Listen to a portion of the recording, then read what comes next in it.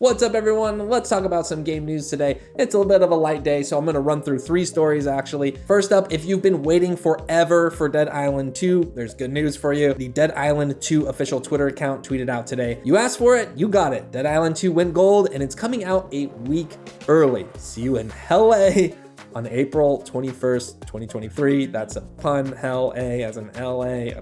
I live here, that's kind of funny. It's hellish, but I love it here. It's fine. In any case, I think that game was announced something like 14 years ago. So there you go. That's kind of a nice consolation to get a game out a whole week early. Our next story comes from Game Rant, which reads, Microsoft admits Xbox Game Pass cannibalizes game sales. The subheader here reads, in documents about the pending Activision Blizzard acquisition, it's revealed that Microsoft agrees that Xbox Game Pass negatively impacts game sales. This article is by Pam K. Ferdinand, and it's the first reporting I saw kind of that highlighted this aspect, basically of a report from the CMA, which is the governing body in the UK, right now kind of going back and forth with Microsoft over the acquisition of Activision Blizzard. They basically released some documents, and now they've been made public, and games journalists were able to go through them. One of the first being Pam here on Game Rant, who found this tidbit of information, which has now been reported at other websites. In one of the latest CMA reports, which was made available on February 8th, it was revealed that Microsoft's own internal documents admit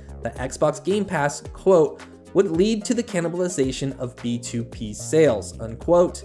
B2P meaning buy to play or games purchased the traditional way. Other sites have reported that there's a redacted percentage in the document, basically saying that after 12 months, Xbox has realized that the game sales have been hurt so much or they're down so much. But again, the specific numbers are redacted. The only news here is basically that Xbox has admitted that, yes, Xbox Game Pass hurts game sales. I don't think that's really news to anyone. I guess it's interesting to see it kind of publicly acknowledged like this, but obviously Game Pass, a subscription service, is going to hurt game sales, but we still don't have a lot of details around how much Microsoft is paying game developers to be on Game Pass and for how long. And then obviously there's also, rotating games on the service, which you don't hear about as much. Games do come off of Game Pass. So there's still, I think, a lot more puzzle pieces to kind of put together to kind of learn about how Game Pass actually works and how it's generating revenue. We saw some numbers a while back, and even Phil Spencer himself, I think he said it was like Game Pass only makes up like 15% of Xbox's revenue or something like that. I'll try to pull the interview from that, or at least the pull quote from that from somewhere, just so like I'm not making up numbers. But anyways, that's basically the story.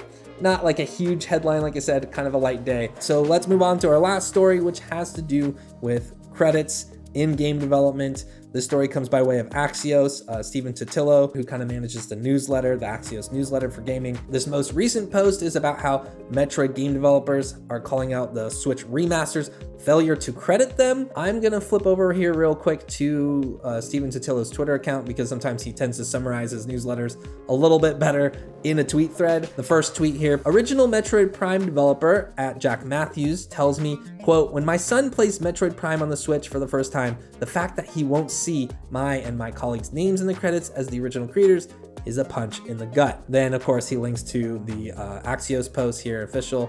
He also writes, Metroid Prime Remastered isn't the only remaster/remake to not list the people who made the original game it's based on. The IGDA says those names should be in there and listed first. And there is a big publisher who did do it that way recently, and it was Nintendo, surprisingly, and that was for Skyward Sword. And Nintendo did list the original staff for that game in the credits.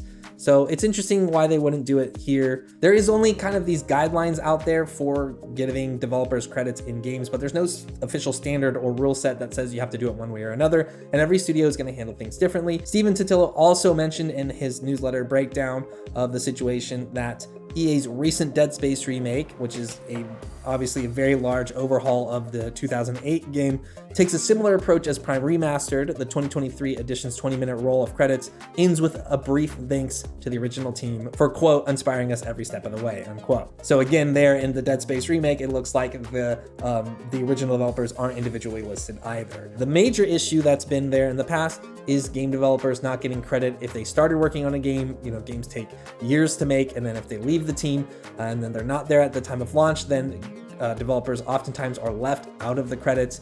That's a practice that I think more modern teams are trying to step away from, but it's still happening, and obviously there's still a lot of issues with crediting game developers. And then I guess at the same time, from the player side, it's nice to have all those credits there, and but the list definitely keeps getting longer. When you finish a game, it's like 20-30 minutes of credits. It feels like sometimes. So there's probably a solution here somewhere for giving developers a way to reference their work to potential employers, to be credited for that work in an official capacity, but maybe it doesn't have to be in the wall scroll at the end of the game. I don't know, just thinking out loud here. Anyways, thank you guys so much for watching at home. If you want more video game news and updates, stay tuned right here to Inside Gaming.